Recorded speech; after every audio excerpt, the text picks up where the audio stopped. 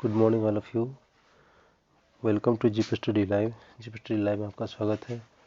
आज की ताज़ा खबर लेकर के उपस्थित हुए हैं। शुरुआत करते हैं कुछ हेडलाइन से। अलग अलग ट्रेनिंग कॉलेज के और बीवी का सर्टिफिकेट सूबे की बाहर की डिग्री की जांच पर खर्चा का अरंगा हो गया। चयनित अभ्यर्थियों के बाहर का सर्टिफिकेट अभी जिले में ही है।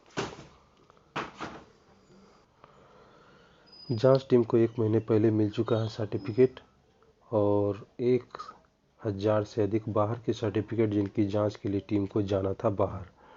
तो देख सकते हैं ये खबर आ रही है। तो उसके बाद जो है इस मद में राशि नहीं मिली है।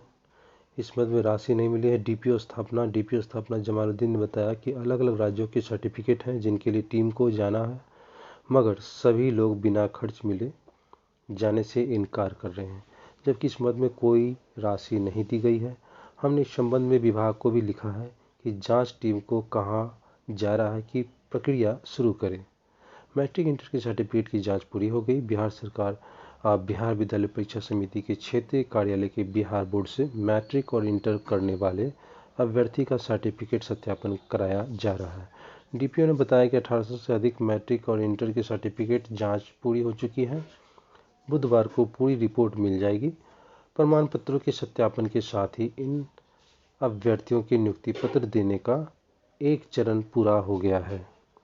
तो ये खबर जो है मुजफ्फरपुर में सूबे से बाहर की डिग्री जांच पर खर्च का रंगा जो लगा है उसके संबंध में ये न्यूज आई है। सर्टिफिकेट में आपको सत्यापन जो है वो पूरी हो चुकी है। प्रमाण पत्र की जांच को लेकर 9 अलग अलग कमेटी भी बनाई गई है। तो ये खबर आ रही है। देखते हैं अगले वीडियो में मिलते हैं। अगले खबर देखते हैं क्या आया है। अगली खबर जो है वो बिहार एसएससी से है। बिहार एसएससी के संबंध में है। तो प्रथम इंटर स्तरीय संयुक्त परीक्षा पर लगी रोक हट गई है। ये खबर जो है बिहार एसएससी से है, आप देख सकते हैं। तो फैसला जो है ये परीक्षा की चुनौतीपूर्ण देने वाली अर्जी को हाई कोर्ट ने किया खारिज। बिहार एसएससी यानी बीएसएससी ने 120 पद के लिए प्रकाशित किया था विज्ञापन। पटना हाईकोर्ट ने मंगलवार को प्रथम इंटर स्तरीय संयुक्त प्रतियोगिता परीक्षा के पीटी रिजल्ट को चुनौती देने वाली अर्जी को खारिज कर दिया। न्यायमूर्ति पीबी वजंथरी की एकल पीठ में मोहम्मद अनवर अहमद की ओर से दायर अर्जी पर सुनवाई की। हालांकि कोर्ट ने आवेदन को सूचना के अधिकार के तहत सूचना मांगे जाने पर आयोग को वांछित सूचना देने का आदेश दिया है। कोर्ट को बताया गया कि नियमों के तहत कुल सीट के 5 गुना पीटी का रिजल्ट जारी करना है, लेकिन आयोग ने 5 गुना से कम यानी 63,739 छात्रों का रिजल्ट जारी किया। उनको कहना था कि प्रत्येक कैटेगरी में 5 गुना रिजल्ट जारी किया जाना है चाहिए, लेकिन जो है ऐसा नहीं किया गया। वहीं अर्जी का विरोध करते हुए महाधिवक्ता ललित किशोर ने कोर्ट को बताया कि SC ST सहित अन्य आरक्षित वर्गों के छात्रों का अलग से रिजल्ट जारी किया गया है। हालांकि आयोग के नियमों के तहत कुल पद के 5 गुना यानी 65,600 छात्रों की पीटी परीक्षा में सफल घोषित किया है। तो कुल के उत्तर है इसमें 65,600। उसके बाद सफल घोषित किया गया है। कोर्ट को बताया कि ईबीसी के छात्रों का कटअप जो है वो आपको 88% रहा। उसके बाद जो है आवेदकों का मात्र 44% अंक प्राप्त हुआ है। कोर्ट ने आवेदक की हर दलील को नामंजूर कर अर्जी को खारिज कर दिया है। मालूम हो कि कोर्ट ने गत 13 अप्रैल को प्रथम इंटर स्तरीय संयुक्त प्रतियोगिता परीक्षा के आगे की परीक्षा पर यथास्थिति लगा दी गई थी, जिससे नियुक्ति प्रक्रिया रुक गई थी। अगली खबर की रुख करते हैं। अगली खबर ये है कि बिहार एसएससी ने जो है आज काउंसलिंग के लिए जो है बिहार एसएससी नियुक्ति के लिए आज से काउंसलिंग की शुरुआत कर दी है। तो बिहार कर्मचारी चयन आयोग की ओर से प्रथम इंटर स्तरीय परीक्षा में 13,120 पदों पर नियुक्ति के लिए बुधवार को काउंसलिंग की प्रक्रिया शुरू होगी। इसके लिए छात्रों को AN कॉलेज आना है। पहले दिन करीब 800 छात्रों को आमंत्रित किया गया। छात्रों को 1 घंटा पहले बुलाकर रजिस्ट्रेशन की प्रक्रिया पूरी कर लेनी है। काउंसलिंग की प्रक्रिया 18 दिसंबर तक लगातार चलेगी और जो है प्रमाण पत्रों के साथ आना है। आयोग के अनुसार जिनके पास पूरा प्रमाण पत्र नहीं होगा उसकी काउंसलिंग नहीं होगी। इधर आयोग कार्यालय के पास जो है छात्रों को पुलिस ने खदेड़ दिया। छात्र नेता दिलीप कुमार को मंगलवार को की रात करीब 9 बजे बिहार SSC ऑफिस से आंदोलन स्थल हवाई अड्डा थाना ले जाया गया। 3 घंटे के बाद पुलिस ने उसे छोड़ दिया। दिलीप कुमार ने कहा कि छात्रों की भारी दबाव के बाद रात को 2.5 घंटे बाद थाना ने छोड़ दिया। उसके बाद CTET ऑनलाइन परीक्षा की मॉक टेस्ट की तैयारी और CBSE द्वारा सेंट्रल टीचर एबिलिटी टेस्ट का मॉक टेस्ट हर दिन 150 अभ्यर्थी हो रहे हैं। तो देख सकते हैं कि यहाँ हर दिन 100 से 150 अभ्यर्थी शामिल हो रहे हैं। वहीं 300 से अधिक अभ्यर्थी हर दिन जो है ये कंप्यूटर पर होने वाले CTET की जानकारी ले रहे हैं।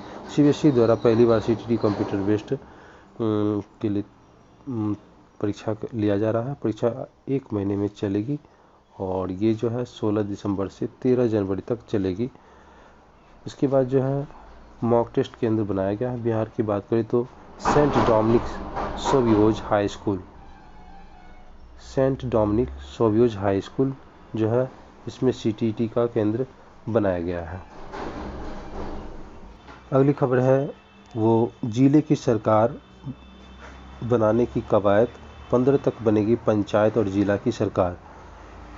पंचायत चुनाव 10 चरणों में संपन्न होने के बाद विजयी जनप्रतिनिधि को पौ 12 लगा रहे गणित यानी वार्ड क्रियान्वयन और प्रबंध समिति का गठन। पंचायत राज विभाग के निर्देश डॉक्टर रंजीत कुमार सिंह ने DM को भेजे पत्र में कहा कि बिहार पंचायत आम निर्वाचन 2021 की घोषित निर्वाचन परिणाम के आलोक में 15 जनवरी 22 तक वार्ड सचिव सहित वार्ड क्रियान्वयन एवं प्रबंधन समिति का गठन करना है। पंचायत चुनाव के अंतिम 3 चरण में की मतगणना की कोई शिकायत नहीं हुई है। और कहाँ बननी सरकार, चूंकि त्रिस्तरीय पंचायत है इसलिए सरकार भी 3 स्तर पर बनेगी। पहली सरकार पंचायत स्तर पर जहां वार्ड सदस्यों की होती है। ऐसे में बोर्ड सदस्यों की पूछ या बढ़ी हुई है चूंकि पंचायत में उप मुखिया का चुनाव होता है और यहाँ मुखिया भरसक प्रयास करते हैं कि उप मुखिया अपने खेमे का हो और दूसरी सरकार प्रखंड स्तर पर होगी जो पूरे प्रखंड में चुनकर आए पंचायत समिति सदस्य प्रमुख और उप प्रमुख का चुनाव करते हैं। इसलिए प्रखंड सरकार बनाने के लिए जिले के 24 प्रखंडों में पंचायत समिति सदस्य की पूछ हो रही है। जिले की सबसे बड़ी सदन जिला परिषद 24 प्रखंडों से जीतकर आए 46 जिला परिषद अध्यक्ष और उपाध्यक्ष का चुनाव करते हैं और अध्यक्ष की कुर्सी अति पिछड़ा महिला और उपाध्यक्ष का पद सामान्य का होता है। तो देखते हैं अगली खबर में। अगली खबर है IS का फाइनल रिजल्ट जो हो गया वो जारी हो गया। UPSC ने मंगलवार को भारतीय आर्थिक सेवा IS और भारतीय सांख्यिकी सेवा ISS 2021 परीक्षा का फाइनल रिजल्ट जारी कर दिया है। इन दोनों की परीक्षाओं का फाइनल रिजल्ट upsc.gov.in पर देखे जा सकते हैं। परीक्षा 16, 17 और 18 जुलाई को आयोजित की गई थी। योग्य उम्मीदवार को 29 नवंबर, 30 नवंबर और 1 दिसंबर को आयोजित पर्सनालिटी टेस्ट के लिए बुलाया गया था। भारतीय आर्थिक सेवा के लिए कुल 15 उम्मीदवारों की सिफारिश की गई और भारतीय सांख्यिकी सेवा के लिए 11 उम्मीदवारों को सिफारिश की गई। इसके साथ ही UPSC ने गृह मंत्रालय के इंटेलिजेंस ब्यूरो में डिप्टी सेंट्रल इंटेलिजेंस ऑफिसर के चयन के लिए आयोजित परीक्षा का भी रिजल्ट जारी कर दिया है। इस पद के लिए कुल 27 उम्मीदवारों का चयन किया गया है।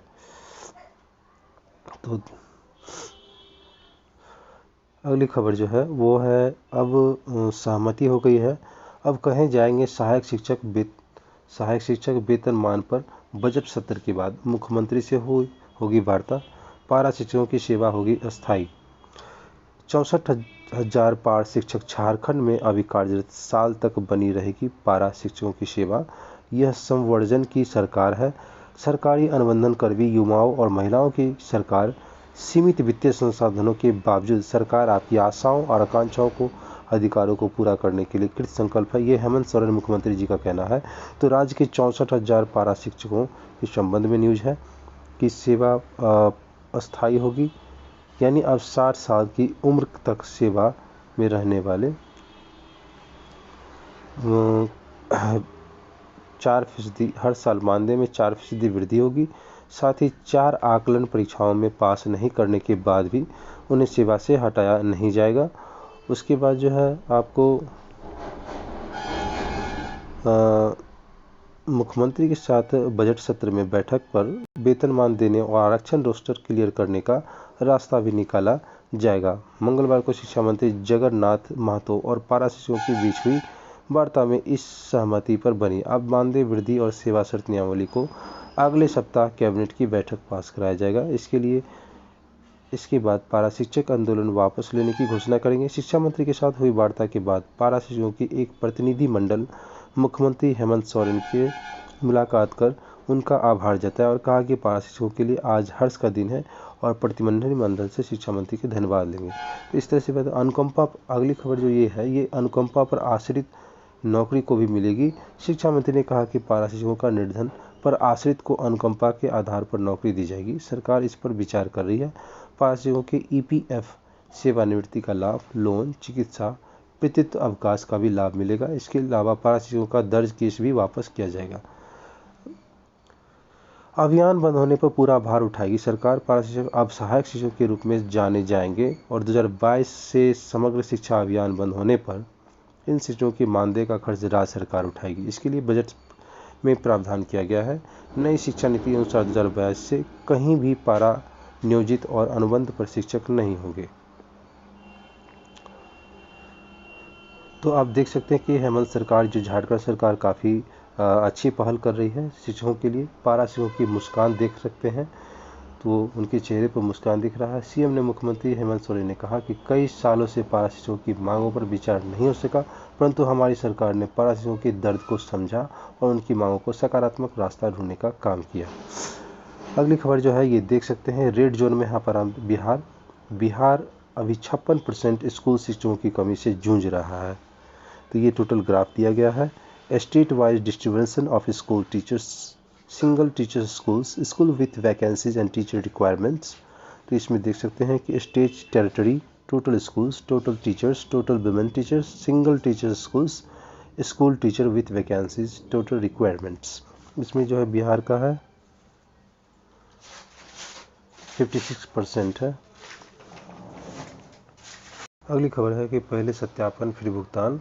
वेतन निर्धारण के सत्यापन के बाद ही सहायक शिक्षकों के बढ़े हुए वेतन का भुगतान होगा। इससे संबंधित आदेश माध्यमिक शिक्षा निदेशक द्वारा दिए गए हैं। इसके मुताबिक राज्य वेतन आयोग की अनुशंसा के आलोक में राजकीय माध्यमिक और उच्च माध्यमिक, प्रोजेक्ट कन्या माध्यमिक विद्यालय सहित के सहायता शिक्षकों एवं प्रधानाध्यापकों के MACPS 2010 के प्रावधान के आलोक में 1 जनवरी 2019 से वित्तीय उन्नयन दिए जाने की प्रावधान किया गया है। महालेखागार द्वारा राजकीयकृत माध्यमिक एवं उच्च माध्यमिक, प्रोजेक्ट कन्या माध्यमिक विद्यालय सहित के सहायक शिक्षकों की MACPS 2010 के तहत दिए गए वित्तीय उन्नयन लाभ के फलस्वरूप वेतन निर्धारण का अनुमोदन संपुष्टि के संबंध में शिक्षा विभाग से मार्गदर्शन मांगी गई। इस पर शिक्षा विभाग ने वित्त विभाग से परामर्श किया कि वित्त विभाग के परामर्श के आलोक में राजकीयकृत माध्यमिक व उच्च माध्यमिक, प्रोजेक्ट कन्या माध्यमिक विद्यालय सहित सहायक शिक्षकों की MACPS 2010 के तहत दिए गए वित्तीय उन्नयन पदोन्नति के पश्चात संबंधित निकासी एवं व्ययन पदाधिकारी संप्रति जिला कार्यक्रम पदाधिकारी स्थापना द्वारा जिला शिक्षा पदाधिकारी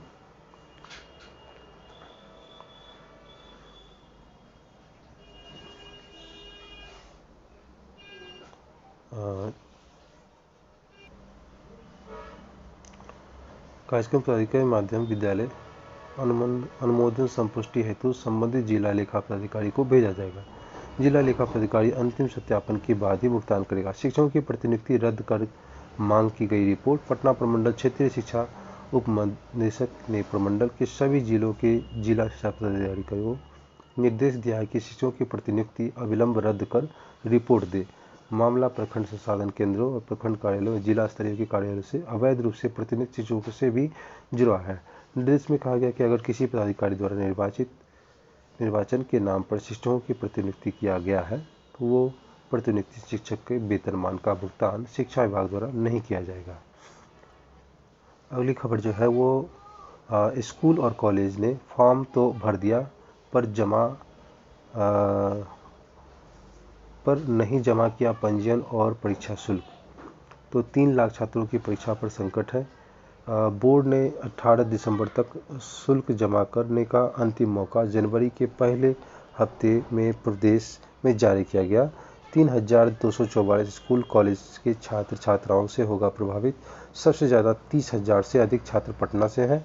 बोर्ड ने माने तो सबसे ज़्यादा पटना जिले के 209 स्कूल कॉलेज इसमें शामिल है। वैसे इसमें बहुत सारे 30,000 से अधिक परीक्षार्थी जिले भर में शामिल हैं। जमुई, मुजफ्फरपुर, दरभंगा, नालंदा, रोहतास, सारण, सीवान, वैशाली, भोजपुर आदि जिलों से 100 से अधिक स्कूल कॉलेज हैं जहां छात्रों का शुल्क जमा नहीं हुआ है। जिले और स्कूलों की संख्या 56 है। इसमें टोटल ये दिया गया है जिले में कितने जो है संख्या है। 1 अरब 10 करोड़ 56 लाख रुपए बकाया है। बोर्ड की माने तो जिन्हें छात्रों ने अभी तक शुल्क जमा नहीं किया है उन सभी का शुल्क मिलाकर 1 अरब 10 करोड़ 56 लाख 2820 रुपये ही रहा है। बोर्ड ने स्पष्ट किया कि अब तक आवेदन शुल्क जमा नहीं होगा तो प्रवेश पत्र जारी नहीं किया जाएगा। बोर्ड की अनुशंसा परीक्षा शुल्क से अधिक रजिस्ट्रेशन शुल्क बकाया गया है। अगली खबर है ये जो विश्वविद्यालय में वित्तीय प्रबंधन पर शिक्षा विभाग की कार्यशाला के संबंध में है। तो कुलपति वर्चुअली जुड़ेंगे। विश्वविद्यालय के हर हाल में करना होगा सरकार के निर्देश का पालन। बोले शिक्षा मंत्री की वित्तीय प्रबंधन से कुशलता से करे ऑनलाइन पोर्टल पर दे जानकारी। निर्देशों का अनुपालन सुनिश्चित करवाना कुलपतियों का दायित्व है। 4,000 करोड़ हर साल विश्वविद्यालय खर्च हो रही है। अपर मुख्य सचिव ने भी किया संबोधित। और कार्यशाला के दौरान पदाधिकारी को सम्मानित करते शिक्षा मंत्री विजय कुमार चौधरी। फिर होगी विस्तृत परीक्षा, इसके संबंध में भी है। प्रोत्साहन की योजना के आवेदनों को सत्यापित किया जाएगा। शिक्षा मंत्री ने कहा कि मुख्यमंत्री से जनता दरबार में शिक्षा से जुड़े जो मामले आ रहे हैं उनमें अधिसंख्य मुख्यमंत्री कन्या उत्थान योजना के तहत प्रोत्साहन राशि और स्टूडेंट क्रेडिट कार्ड योजना का लाभ नहीं मिलने को लेकर है। तो स्टूडेंट क्रेडिट योजना को लेकर उन्होंने हाल में ही तेजी लाने का निर्देश दिया, लेकिन प्रोत्साहन योजना का लाभ मिलने में देरी विश्वविद्यालय वजह से हो रही है। निर्देश दिया गया कि सभी विश्वविद्यालय अभियान चलाकर प्रोत्साहन योजना के आए आवेदनों का निपटारा करें। फिर तृतीय श्रेणी के कर्मियों को नियुक्ति को लेकर विभाग द्वारा बने एक विशेष पोर्टल पर विश्वविद्यालय द्वारा कोई जानकारी नहीं देने पर नाराजगी जताई। कहा कि जानकारी की तीसरे सप्ताह में भी फिर सभी विश्वविद्यालयों के कामकाज का विस्तृत समीक्षा होगी। इस बैठक में कुलपतियां समेत अधिक सभी जानकारी शामिल होंगे। अगली खबर जो है वो जीविका दीदी से संबंधित है। जीविका दीदियां जानेगी नल जल की स्थिति। तो पूर्व में ही किया गया था सामाजिक अंकेक्षण और पूर्व में नल जल योजना को लेकर सामाजिक अंकेक्षण कराया गया था। अंकेक्षण की रिपोर्ट के आधार पर दोषियों पर कार्रवाई भी हुई थी। संवेदकों की आर्थिक दंड लगाया गया था। तो राज्य के 4,004 जो है वो ग्राम पंचायत में 37,484 वार्डों में हर नल जल का आपूर्ति सामाजिक अंकेक्षण द्वारा कराया जाएगा। इसके अंतर्गत जीविका दीदियों की बनी सोसाइटी माध्यम से घर घर जाकर योजना संबंधी विस्तृत जानकारी ली जाएगी ताकि यह पता चले कि इसके लाभुकों का योजना का पूरा लाभ हो रहा है या नहीं हो रहा है। लोक स्वास्थ्य अभियंत्रण विभाग इसके लेकर राज्य मुख्यमंत्री मुख्यालय और जिला स्तर पर इसी माह प्रशिक्षण भी कराएगा। राज्य स्तर पर पटना में इसके लिए 15 और 16 दिसंबर को विभाग के सहायक अभियंता समेत राज्य स्तरीय पदाधिकारी, राज्य संसाधन सेवी, जिला संसाधन सेवी आदि को प्रशिक्षण दिया जाएगा। प्रशिक्षण में योजना से संबंधित पूरी जानकारी उन्हें दी जाएगी। इसके बाद इन प्रशिक्षण प्राप्त कर्मियों द्वारा जिला स्तर पर 27 से 29 दिसंबर के बीच प्रशिक्षण दिया जाएगा ताकि सामाजिक अंकेक्षण का कार्य बेहतर ढंग से संपन्न हो सके। अगली खबर जो है ये है कि वाल्मीकि नगर में राज्य की कैबिनेट की बैठक को 21 को होगी बैठक। मुख्यमंत्री नीतीश कुमार ने 21 दिसंबर को पश्चिमी चंपारण के वाल्मीकि नगर में राज्य की कैबिनेट की बैठक करेंगे। उम्मीद की जा रही कि कई महत्वपूर्ण निर्णय इसकी बैठक के लिए लिए जाएंगे। बैठक की तिथि को लेकर कैबिनेट सचिवालय ने मंगलवार को विधिवत दिशा निर्देश जारी कर दिया है। इसके संबंधित पदाधिकारी को कैबिनेट की बैठक के लिए पूरी तैयारी करने की जिम्मेदारी दी गई है। संभावना जताई जा रही है कि वर्ष 2021 के बजाय यह अंतिम कैबिनेट बैठक होगी। बैठक में राज्य सरकार के तमाम मंत्रीगण और विभिन्न विभागों के अंचलाधिकारी उपस्थित रहेंगे। मालूम हो कि मुख्यमंत्री नीतीश कुमार इससे पहले भी कई बार राजधानी की बाहर कैबिनेट की बैठक करते रहे हैं। इस क्रम में राजगीर गंगा नदी के प्लॉटिंग रेस्तरां और बेगूसराय के एक गाँव में भी कैबिनेट की बैठक कर चुके हैं। तो दिशा निर्देश जारी कर दिया गया है। तो कैबिनेट सचिवालय ने जारी कर दिया दिशा निर्देश। कैबिनेट की बैठक कई महत्वपूर्ण निर्णय लिए जाने की संभावना है। अगली खबर की रुख करते हैं। 12वीं में ग्रेस अंक देने की बात फर्जी हो रही है। ये 13 दिसंबर को हुई परीक्षा के 6 ग्रेस अंक तक दिए जाएंगे। ये सीबीएसई ने सोशल मीडिया पर वायरल एक वीडियो ऑडियो में फर्जी बताया, जिसमें दावा किया गया कि 12वीं कक्षा में अकाउंटेंसी की परीक्षा में त्रुटि के कारण छात्रों को ग्रेस अंक दिए जाएंगे। बोर्ड ने मंगलवार को छात्रों को इसके प्रति आगाह किया कि बोर्ड ने यह आधिकारिक बयान में कहा कि यह बोर्ड के संज्ञान में लाया गया है। परीक्षा नियंत्रक के नाम से एक ऑडियो संदेश का कथित हवाला देने वाले फर्जी रिपोर्ट प्रसारित हो रही है, जिसमें दावा किया गया कि 12वीं के अकाउंटेंसी की पहली टर्म की 13 दिसंबर को हुई परीक्षा में 6 ग्रेस अंक तक दिए जाएंगे। खबरों में प्रकाशित सामग्री पर पूरी निराधार है और झूठी है। किसी भी रिपोर्टर ने इस संबंध में परीक्षा नियंत्रक सीबीएसई से बात नहीं की है। साथ ही बोर्ड ने कहा कि कोई ऐसा फैसला नहीं लिया गया, अतः सीबीएसई जनता को अपनी निर्धारित स्वार्थों वाली ऐसी अपुट खबरों के जाल में ना फंसने को लेकर आगाह किया। अगली खबर जो है बोगस वोटिंग रोकने में बायोमेट्रिक सफल। पुडुचेरी के राज्य निर्वाचन आयुक्त थिरुराय पी थॉमस ने कहा कि बोगस वोटिंग रोकने में बायोमेट्रिक का उपयोग बेहद सफल रहा। इसके साथ ही स्ट्रांग रूम में डिजिटल लॉक या फिर बिना मानवीय हस्तक्षेप का ऑप्टिकल कैरेक्टर रिकॉग्निशन यानी OCR से मतगणना और परिणाम सब कुछ अद्भुत और आश्चर्यचकित करने जैसा है।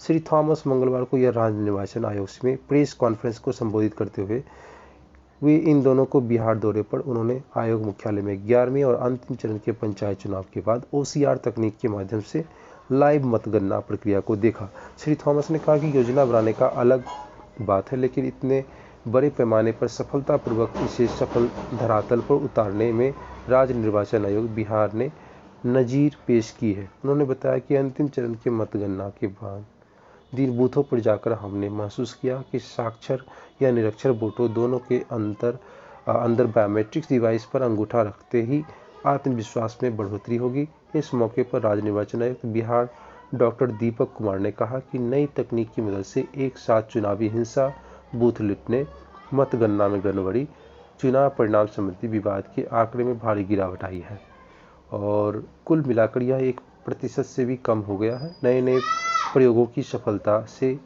ने संपूर्ण देश में चुनाव प्रक्रिया एक नई दिशा की है, इसलिए कई राज्यों में निर्वाचन आयोग लगातार यहाँ प्रमाण पत्र है। अगली खबर है कि 1975 से बहाल कर्मियों का जो है पेंशन वो अन्य सेवानिवृत्ति का लाभ नहीं मिलेगा। ये सोन कमांड एरिया डेवलपमेंट अथॉरिटी के मामले के दायर की गई याचिका पर कहा गया है कि बिहार में जो है मिलिट्री पुलिस 11 के कमांडेंट तलब, यानी पटना हाईकोर्ट ने जमुई स्थित बिहार मिलिट्री पुलिस 11 के कमांडेंट को तलब किया गया है। न्यायमूर्ति PV वजंथरी की एकल पीठ ने अजय कुमार राय की ओर से दायर अर्जी पर सुनवाई के बाद यह आदेश दिया कि कोर्ट ने कमांडेंट को पूरे रिकॉर्ड के साथ आगामी 21 दिसंबर को कोर्ट में उपस्थित रहने का आदेश दिया। मामला सिपाही के पद से बर्खास्तगी करने से संबंधित है। तो हाईकोर्ट ने सोन कमांड एरिया डेवलपमेंट अथॉरिटी के कर्मियों को पेंशन सहित अन्य सेवानिवृत्ति लाभ देने के लिए दायर अर्जी की खारिज कर दिया। कोर्ट ने सुनवाई के बाद 49 पन्ने का आदेश जारी किया है। अगली खबर हम लोग रुक करते हैं कि एक से पहले चुनाव खर्च की जानकारी दे उम्मीदवार। ये प्रिंट मीडिया में दिया गया विज्ञापन पे चुनाव खर्च से जुड़ेगा। व्यय विवरणी में समाचार पत्रों की कटिंग भी जोड़ी जाएगी। तो 27,440 बूथों की वोट OCR तकनीक से गिने गए हैं। बिहार के पंचायत चुनाव की अंतिम चरण 27,440 बूथों के वोटों की ऑप्टिकल कैरेक्टर रिकॉग्निशन OCR तकनीक के माध्यम से गिनती की गई। मंगलवार को शाम तक प्राप्त जानकारी के अनुसार अंतिम चरण की 20 जिलों में गोपालगंज, पश्चिमी चंपारण, दरभंगा, सहरसा OCR के माध्यम से EVM से मतदान हुए। चारों पदों पर जिला परिषद सदस्य, मुखिया, पंचायत समिति सदस्य और ग्राम पंचायत सदस्यों की सीटों की 100% गणना की गई।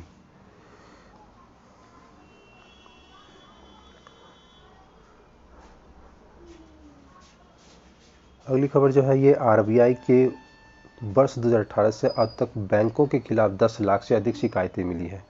बैंकिंग सेवाओं से जुड़ी ये सबसे ज़्यादा लोग ATM से दुखी हैं। देख सकते हैं ये ATM से दुखी हैं।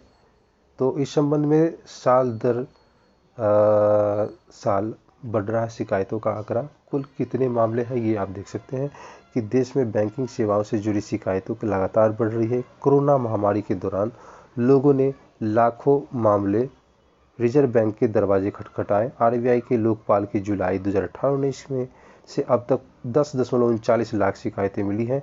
इनमें सर्वाधिक 20% ATM से जुड़ी हैं। आंकड़ों के मुताबिक अब तक की बैंक की ओर से कार्ड से जुड़ी 1.90 लाख शिकायतें, जबकि इंटरनेट मोबाइल बैंकिंग से जुड़ी 1.25 लाख शिकायतें मिली हैं।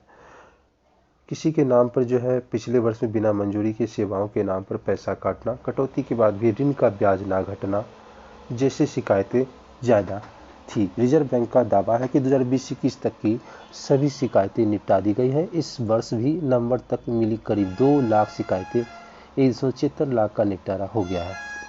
तो आप देख सकते हैं कि साल दर साल बढ़ रहा है शिकायतों का आंकड़ा। शिकायत ATM डेबिट कार्ड नियमों का उल्लंघन, मोबाइल नेट बैंकिंग, बिना जानकारी शुल्क की तारीख 2018-19, 19-20, 2020-21 और 21-22 में होने वाली आंकड़ाओं को इसने प्रदर्शित किया है। तो मौजूदा वित्त वर्ष में पहले RBI जुलाई से जून तक आंकड़ों का हिसाब रखता था। अगली खबर की ओर रुख करते हैं। बिहार बोर्ड ने DLED परीक्षा के नाम पर 15 करोड़ का घोटाला। ऐसा राजद के प्रदेश प्रवक्ता चितरंजन गगन ने बिहार विद्यालय परीक्षा समिति पर DLED परीक्षा के नाम पर 15 करोड़ का जो है स्कैम यानी घोटाला करने का आरोप लगाते हुए छात्रों को अविलंब परीक्षा शुल्क वापस करने की मांग की है। राजद प्रवक्ता ने कहा कि बिहार की शिक्षा के नाम पर जो लूट अब आम जनता को हो गई है। बिहार विद्यालय परीक्षा समिति वर्ष 2019 के बिहार के सरकारी और निजी शिक्षक प्रशिक्षण महाविद्यालय में DLED सत्र 2020-22 में नामांकन के लिए विद्यार्थियों से ऑनलाइन आवेदन लिया गया था, जिसमें तकरीबन 1,80,000 विद्यार्थियों ने आवेदन किया था। बिहार बोर्ड द्वारा संयुक्त प्रवेश परीक्षा आवेदन शुल्क के रूप में 960 रुपये सामान्य वर्ग एवं 760 रुपये आरक्षित वर्ग के विद्यार्थियों से वसूल किए गए। इस हिसाब से राज्य के 1,80,000 विद्यार्थियों से लगभग 15 करोड़ रुपए बिहार बोर्ड द्वारा प्रवेश परीक्षा के नाम पर शुल्क के रूप में वसूल किए गए। आवेदन किए हुए विद्यार्थियों की परीक्षा तिथि के अनुसार अपनी तैयारी भी करने के लिए, लेकिन बीते वर्ष कोरोना संक्रमण की वजह से परीक्षा को टाल दिया गया है। इस संबंधी विद्यार्थियों ने बिहार बोर्ड से परीक्षा के लिए गुहार भी लगाई, लेकिन परीक्षा अभी तक नहीं हो सकी है। इसके लिए विद्यार्थियों को ऑनलाइन बैंक डिटेल अपडेट करने की सूचना भी जारी हुई है। विद्यार्थियों ने अपना अकाउंट अपडेट कर दिया तो लेकिन 1 वर्ष से अधिक हो गए, अभी तक विद्यार्थियों के खाते में आवेदन शुल्क वापस नहीं किए गए हैं, जिससे विद्यार्थियों में निराशा के साथ काफ़ी आक्रोश भी है। विद्यार्थियों को शुल्क वापस के संबंध में पूछे जाने पर बिहार बोर्ड द्वारा बार बार अगले महीने का आश्वासन दिया जाता है, लेकिन आवेदन लिए 2 वर्ष होने के हैं, अभी तक विद्यार्थियों का शुल्क वापस नहीं किया गया। इससे तो यही लग रहा है कि बिहार बोर्ड विद्यार्थियों का करोड़ रुपया हजम कर लेना चाहती है। अगली खबर जो है ये छात्रों को मातृत्व अवकाश से संबंधित है। तो छात्रों की मातृत्व अवकाश हाजिरी की राहत का नियम बनाए। विश्वविद्यालय अनुदान आयोग यूजीसी ने सभी विश्वविद्यालयों के कुलपतियों से स्नातक यानी यूजी और स्नातकोत्तर यानी पीजी कर रहे छात्राओं को मातृत्व अवकाश और हाजिरी में राहत देने के लिए उचित नियम मानदंड तैयार करने को कहा। यूजीसी ने कुलपतियों को लिखे पत्रों में कहा कि यूजीसी यानी एमफिल और पीएचडी की डिग्रियां के लिए न्यूनतम मानक और प्रक्रिया नियम 2016 में इसमें कहा गया कि महिला उम्मीदवार को एमफिल और पीएचडी की अवधि एक बार मातृत्व अवकाश या बच्चे की देखभाल के लिए अधिकतम 240 दिनों की छुट्टी दी जा सकती है। संस्थानों के अनुरोध की है कि कॉलेजों की छात्राओं को मातृत्व अवकाश देने में नियम एवं मानदंड तैयार करें। अगली खबर जो है वो है राज्य से संबंधित है। कॉलेजों के प्राचार्य के पदों पर जल्द होगी बहाली। प्रदेश के सभी विश्वविद्यालय और अंगीभूत कॉलेज में विभिन्न पदों पर रिक्तियों को जल्द भरने की तैयारी हो रही है। शिक्षा विभाग के अपर मुख्य सचिव संजय कुमार ने कुलपतियों से कहा कि सप्ताह भर में रिक्तियों की सूची उपलब्ध कराएं। कॉलेजों में प्राचार्यों के खाली पदों पर बिहार राज्य विश्वविद्यालय सेवा आयोग बहाली होगी। तृतीय श्रेणी के कर्मियों के खाली पद पर नियुक्ति पद की अन्य आयोग से होगी। इसके लिए लिखित और मौखिक परीक्षा होगी। अपर मुख्य सचिव संजय कुमार कुलपतियों को दिशा निर्देश दिया कि स्नातक और स्नातकोत्तर यानी पीजी की पढ़ाई के लिए विश्वविद्यालय से जल्द प्रस्ताव भेजें। अगली खबर जो है स्वच्छ विद्यालय पुरस्कार को 31 तक करेगी दावेदारी। स्वच्छ विद्यालय पुरस्कार योजना में राज्य के करीब 80,000 सरकारी स्कूलों को अपनी दावेदारी पेश करने के लिए शिक्षा विभाग ने 31 दिसंबर तक की समय सीमा निर्धारित की है। परिषद ने प्रखंड स्तरीय पुरस्कार समिति का गठन करने का निर्देश दिया है।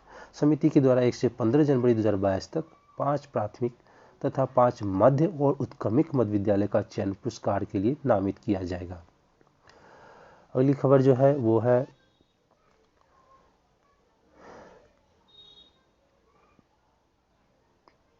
तो मिलते हैं अगली खबर में। कुछ अब कोई खास खबर तो नहीं है, लेकिन हम आते हैं किसी अगले वीडियो में किस खास खबर के साथ। तब तक के लिए खुश रहें, स्वस्थ रहें। साथ ही इस चैनल को लाइक, सब्सक्राइब तथा बेल आइकन को प्रेस कर दे ताकि इस तरह के वीडियो और वैकेंसी संबंधी जो भी न्यूज़ लेकर के आऊँ वो सबसे पहले आपको तक मिले। तब तक के लिए धन्यवाद।